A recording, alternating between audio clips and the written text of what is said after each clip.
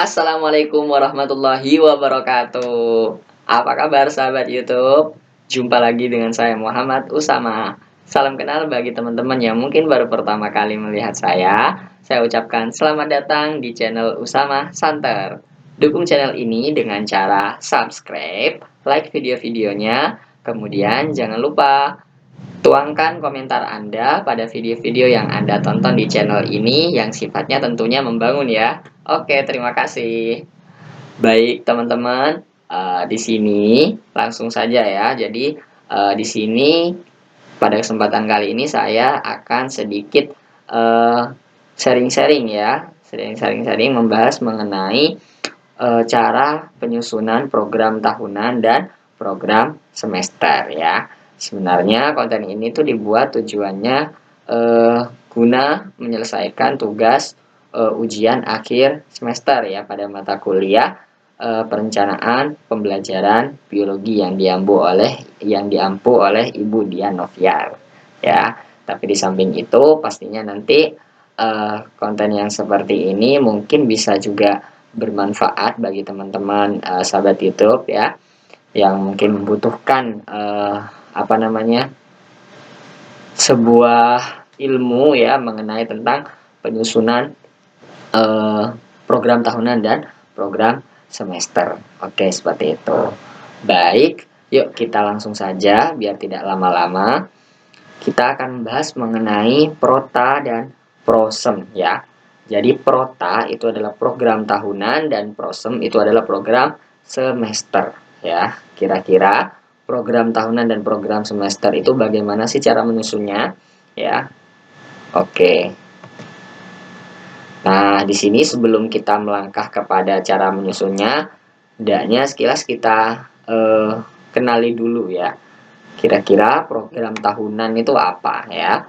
Nah, di situ juga udah ada definisinya. Jadi program tahunan itu memuat alokasi waktu untuk 1 tahun pelajaran dalam mencapai tujuan pembelajaran yang tertuang dalam standar kompetensi, kompetensi dasar sesuai yang telah direncanakan. Ya, tujuan penentuan alokasi waktu itu agar seluruh kompetensi dasar yang ada dalam standar isi itu dapat dicapai oleh peserta didik. Ya, jadi itu sedikit mengenai program tahunan, di mana program tahunan ini di situ ada alokasi waktu ya, alokasi waktu yang itu digunakan selama 1 tahun pembelajaran nanti ya pada suatu instansi sekolah. Nah, seperti itu. Kemudian di situ juga nanti ada kompetensi dasarnya juga ya, yang itu juga sudah sesuai dengan standar kompetensi atau kompetensi inti ya, yang sudah direncanakan ya. Jadi tujuan penentuan alokasi itu agar seluruh kompetensi dasar tadi yang ada di dalam standar isi itu dapat dicapai oleh peserta didik. Jadi bisa tersusun secara sistematis gitu ya ketika kita membuat suatu rancangan ya, di mana rancangan ini garis besarnya itu ada di program tahunan mengenai alokasi waktunya, waktu pembelajaran itu. Oke, seperti itu ya definisi sekilas mengenai tentang program tahunan. Yuk, kita lanjut. Oke, kemudian sekarang kita sedikit membahas mengenai langkah-langkah menyusun program tahunan ya. Langkah-langkah menyusun program tahunan itu ada berapa? Yang pertama ya, yang pertama itu dengan cara menelaah kalender pendidikan dan ciri khas sekolah atau madrasah berdasarkan kebutuhan tingkat satuan pendidikan ya.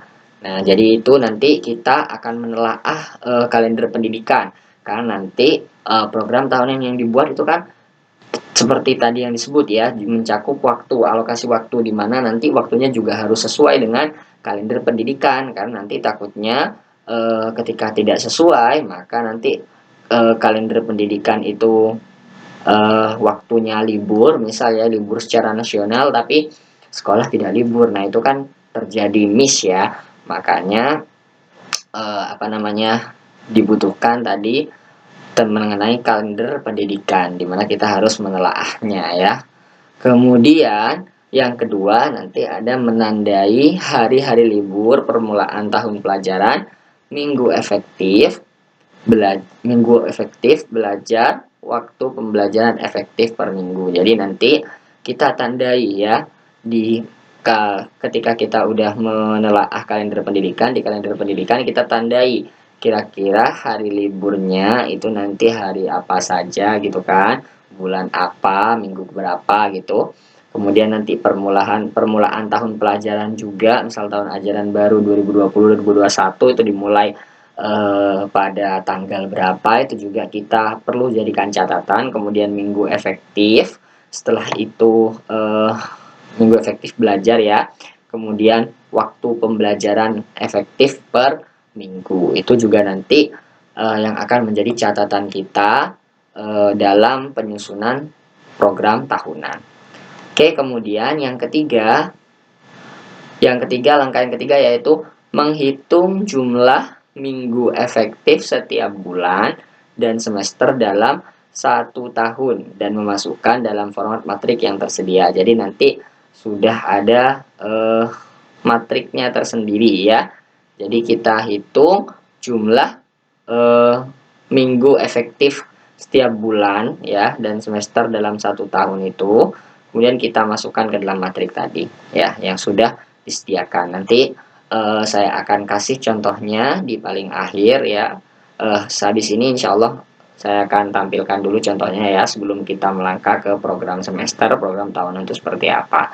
Nah, kemudian yang keempat yaitu nanti cara selanjutnya yaitu mendistribusikan alokasi waktu yang disediakan untuk suatu mata pelajaran pada setiap KD dan topik bahasanya pada minggu efektif sesuai ruang lingkup cakupan materi, tingkat kesulitan, dan pentingnya materi tersebut, serta mempertimbangkan waktu untuk ulangan serta review materi. Jadi nanti alokasi waktu yang sudah kita tentukan, kita rancang ya, kemudian nanti didistribusikan untuk suatu mata pelajaran ya pada setiap KD-KD tertentu ya, KD-KD yang ada ya pada suatu materi tersebut, dan topik bahasanya pada minggu efektif ya yang sudah kita tentukan tadi di poin nomor 2 kan menentukan minggu efektif ya. Jadi nanti pembelajarannya itu kan pasti di minggu efektifnya itu kan. Nah, makanya nanti alokasi waktunya itu ditentukan di situ. Kemudian sesuai ruang lingkup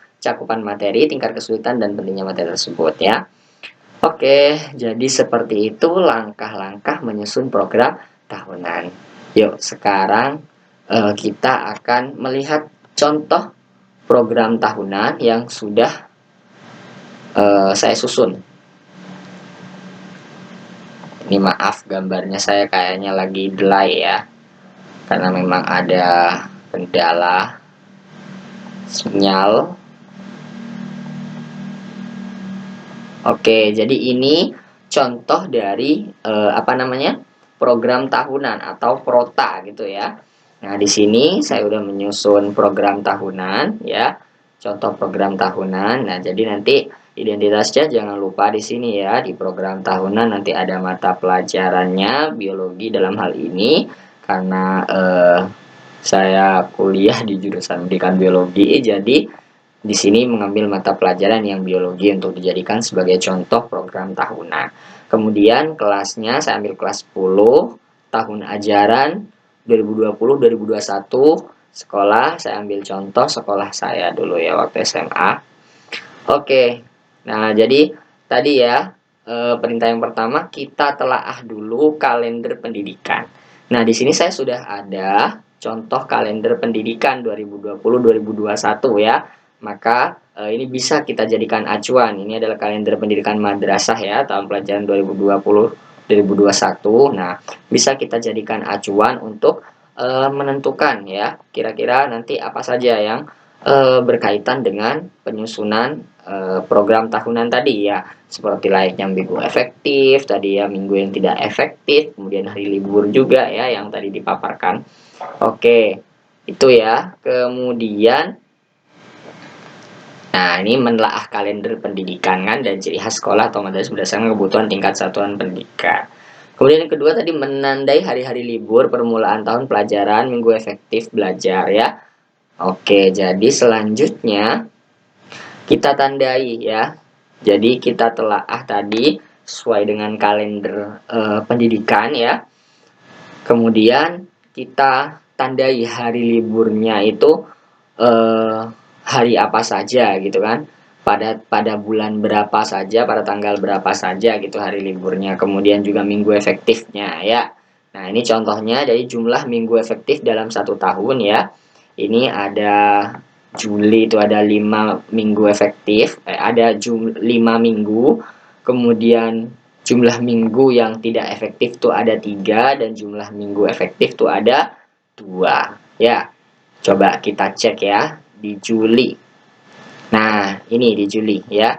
Jadi, kalau kita lihat di sini ya, keterangan di sini, jadi tanggal 13 Juli 2020 ini yang warna hijau, itu adalah hari pertama masuk madrasah, sehingga patokannya nanti ketika kita berbicara mengenai minggu efektif maka dimulai dari yang ini ya, karena sebelum ini pastinya itu termasuk hari libur Mas ya.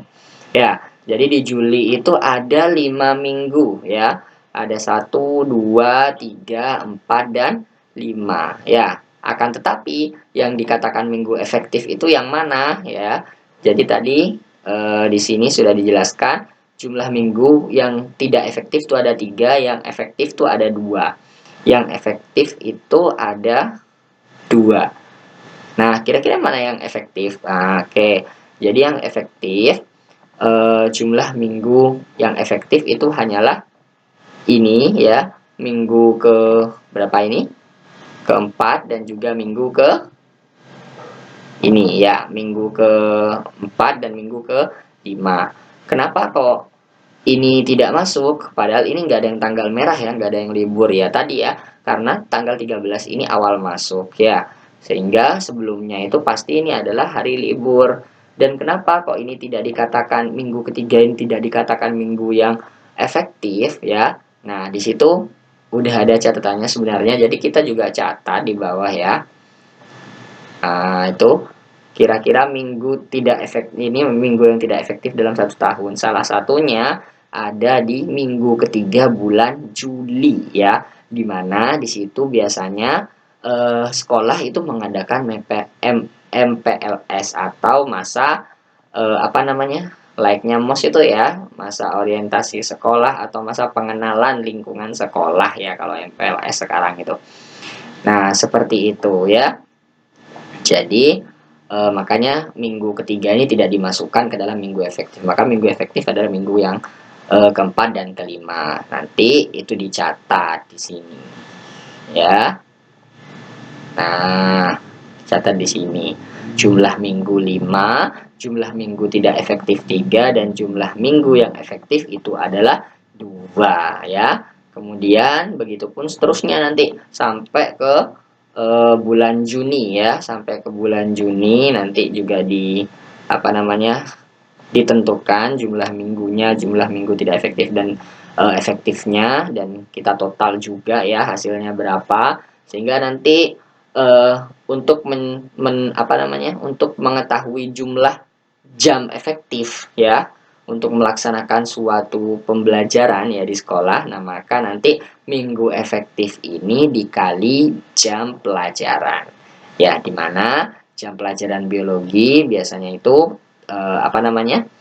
3 ya, 3 jam gitu kan. Ya, 1 jam apa namanya? Jam pelajaran itu biasanya 3. Jadi 2 dikali 3 itu sama dengan 6. Kemudian seterusnya ya, hingga kemudian kalau ditotal menjadi 114 jam yang efektif ya. Jadi 114 ini adalah 114 jam efektif ya. Yang ini 38 adalah 38 ini minggu efektif ya, jumlah minggu efektifnya. Oke, seperti itu. Kemudian seperti tadi ya, kita catat juga minggu yang tidak efektif itu kira-kira itu ada acara apa aja di situ ya. Kenapa kok bisa tidak efektif? Jadi di sini udah jelaskan ada libur semester genap pada sebelum apa namanya? Sebelum minggu ketiga bulan Juli ya. Di sini ada keterangannya minggu ke-1 dan minggu kedua. Kemudian MPLS, libur nasional, PAS dan segalanya ya, dan ini seterusnya ya. Oke. hingga libur semester genap nanti juga ditulis minggu keempat dan kelima bulan Juni. Ini udah masuk ke 2021 ya.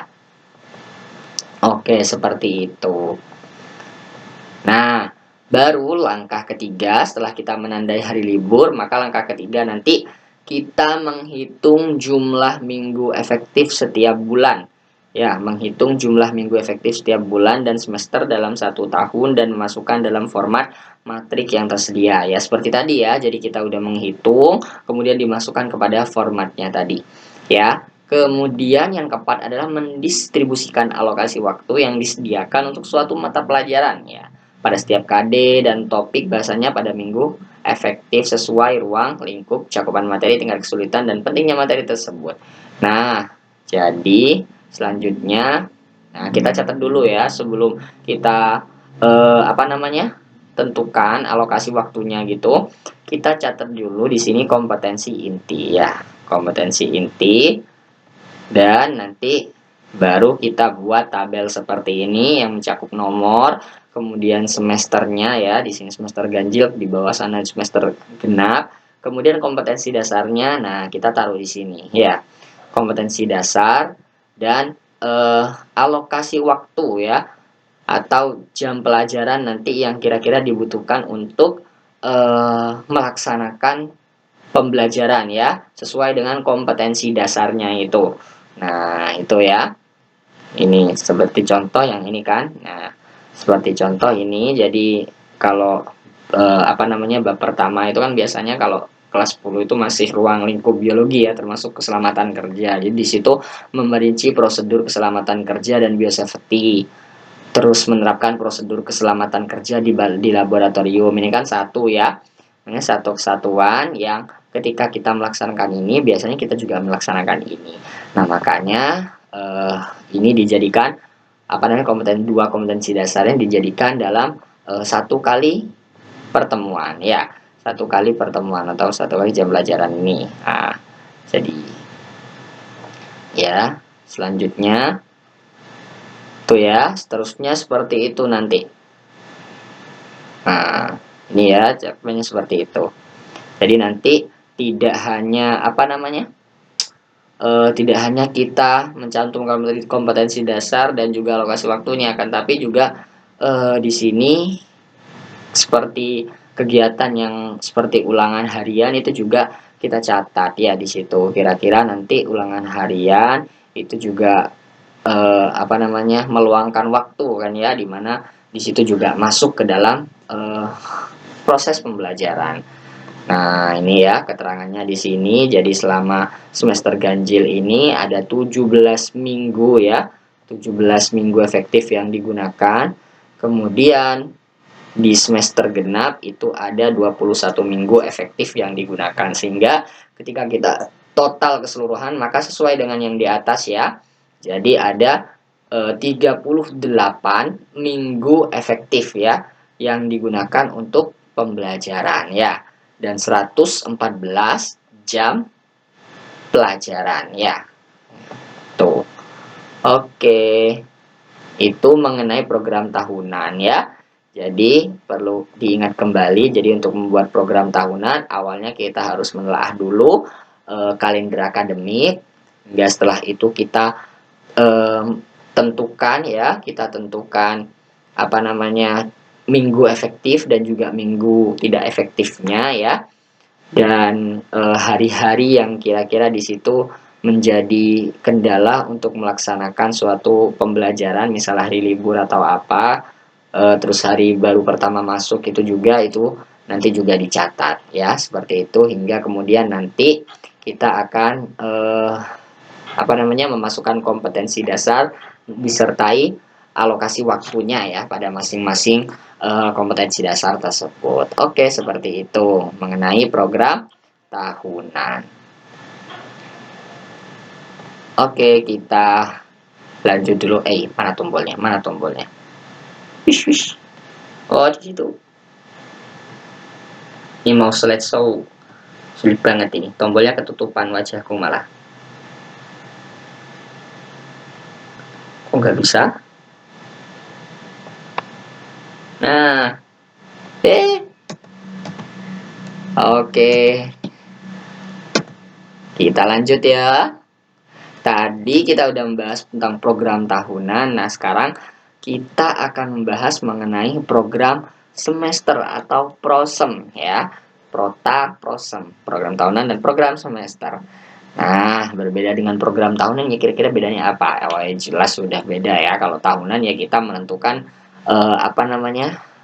alokasi waktu pembelajaran itu selama 1 tahun ya. Sedangkan kalau program semester ini maka kita menentukan alokasi waktunya itu eh, durasinya itu selama 1 semester itu ya. Oke, jadi definisinya program semester ini merupakan penjabaran dari program tahunan ya, yang berisi hal-hal yang ingin dicapai pada semester tersebut.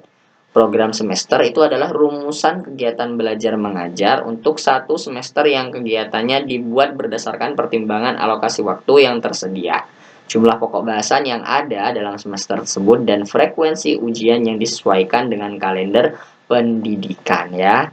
Jadi sama-sama mengacu kepada kalender pendidikan. Nah, tapi kan kalau program semester itu kita melihat pada program tahunan untuk menyusunnya, karena di program tahunan itu kan udah kita tentukan ya minggu efektif, minggu tidak efektifnya, serta masing-masing kompetensi dasar dengan alokasi waktunya juga, sehingga untuk menulis program semester itu juga tidak perlu kita melihat lagi kepada kalender akademik, karena di program tahunan itu sudah ada garis besarnya.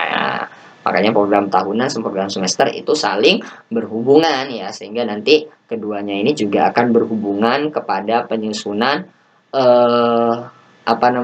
perencanaan selanjutnya ya. Seperti nanti akan ada silabus, kemudian ada RPP, itu juga akan berkaitan dengan ini. Oke.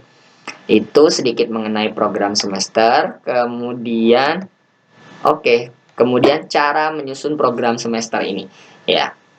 Jadi cara menyusun program semester ini ada 4 poin di sini. Yang pertama, memasukkan KD ya, kompetensi dasar, topik dan subtopik bahasan dalam format program semester ya. Jadi udah ada matriknya nanti dimasukkan di situ KD-nya, kemudian topik atau materinya ya, dan subtopik bahasan dalam format itu, dalam format program semester itu. Kemudian yang kedua, menentukan jumlah jam pada setiap kolom minggu dan jumlah tatap muka per minggu untuk mata pelajaran ya. Jadi pada pada suatu bab tertentu nanti kita tentukan ya jumlah jamnya ya pada setiap kolom minggu atau setiap minggunya ya. Nanti di situ ada alokasi waktunya. Kemudian yang ketiga adalah mengalokasikan waktu sesuai kebutuhan bahasan topik dan subtopik pada kolom minggu dan bulan ya. Terus yang keempat, nanti membuat catatan atau keterangan untuk bagian-bagian membutuhkan penjelasan. Oke, untuk lebih jelasnya, mari kita langsung saja melihat contoh program semester yang sudah saya susun sebelumnya. Oke, kita lihat dulu di sini. Oke, jadi di sini di program tahunan ada di atas, jadi saya taruh program semesternya di bawahnya program tahunan. Nah, ini program semesternya ya. Nah, jadi yang pertama identitas jangan lupa, mencakup mata pelajaran kelas, tahun pelajaran, kemudian satuan pendidikan. Nah, ini sama ya dengan tadi. Jadi program tahunan, kalau di program tahunan itu kan itu nanti digabung-gabung masih ya. Sebenarnya ini masih digabung sih nanti, cuma ini nanti dibagi menjadi 2, yaitu semester ganjil dan semester genap. Sama sih dengan program tahunan ya, yang juga tadi kompetensi dasarnya dengan alokasi waktunya juga dibagi ya menjadi semester ganjil dan semester genap. Nanti yang mulai dibedakan biasanya itu di silabus, dimana silabus tuh biasanya penyusunannya kan kadang sesuai dengan semester ya, dengan semester tertentu ya. Kemudian juga RPP malah bisa 1 kali pertemuan ya penyusunannya. Nah, oke. Ini program semester kelas 10 semester 1 ya. Nah, di sini Ini kolomnya ya, jadi ini kolomnya nanti kita masukkan yang pertama standar kompetensi dan ini kompetensi dasar saja sebenarnya ya. Kompetensi dasar saja, karena kompetensi dasar ini sudah apa namanya? Dia itu sudah menjabarkan dari standar kompetensi atau kompetensi intinya ya. Jadi di sini yang ditaruh di kolom ini adalah kompetensi dasar. Sehingga nanti ini alokasi waktunya ya. Nanti alokasi waktunya selama apa namanya satu bab ya, satu bab. Misal ini adalah bab mengenai ruang lingkup biologi, nanti itu dibutuhkan waktu berapa. Di sini waktunya 4 minggu dikali 4 JPL atau jam pelajaran. Nah, rinciannya seperti apa? Nah, rinciannya sudah tertera di sini ya. Di sini saya nulisnya agak kecil-kecil ya. Oke, jadi di sini itu rinciannya di mana nanti kita tulis ya jam pelajaran pada setiap minggu pada setiap bulannya ya.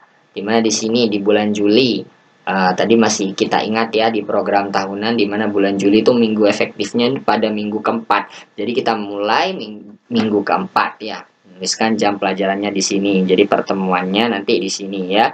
Di minggu keempat pertemuan pertama.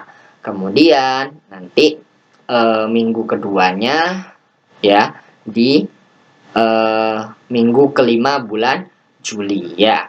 Di minggu kelima bulan Juli, karena tadi minggu kelima bulan Juli juga masih masuk apa namanya waktu yang efektif ya, jam belajar yang efektif. Nah, itu ya. Kemudian seterusnya sama seperti itu. Jadi kita masukkan ya.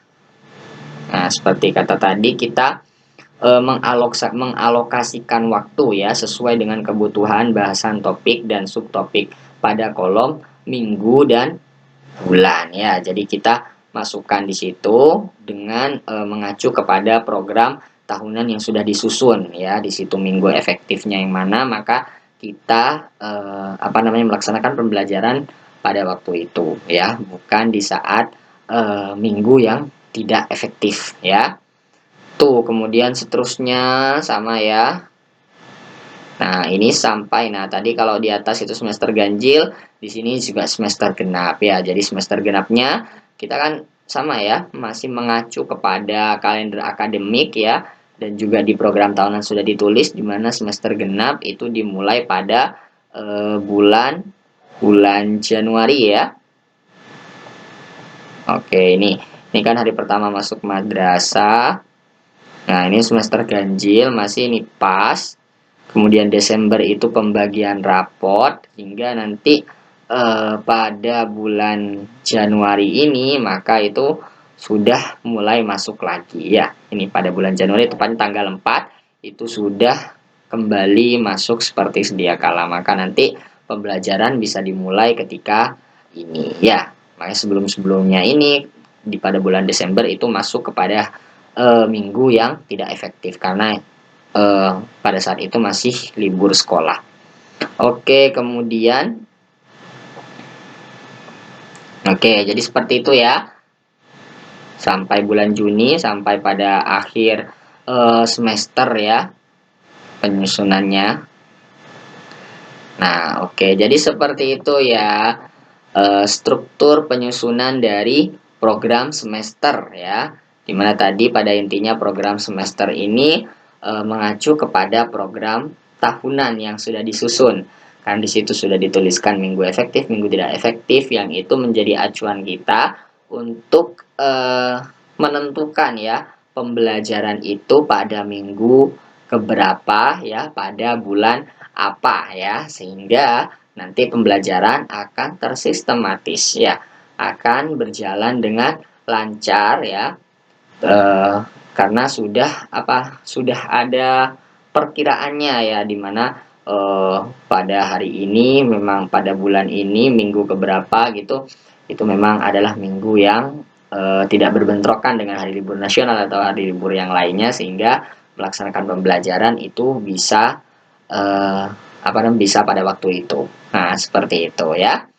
Oke, mungkin cukup itu saja sekilas mengenai tentang penyusunan program tahunan dan program semester ya.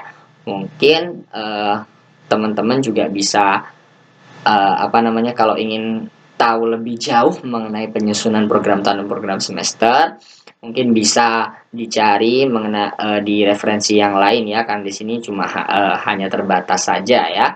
Dimana kita sistemnya ya sharing-sharing, siapa tahu konten ini bermanfaat ya bagi teman-teman yang mungkin membutuhkan untuk eh, membuat program tahunan ya sebagai bahan tugas atau yang lainnya ya. Oke, seperti itu.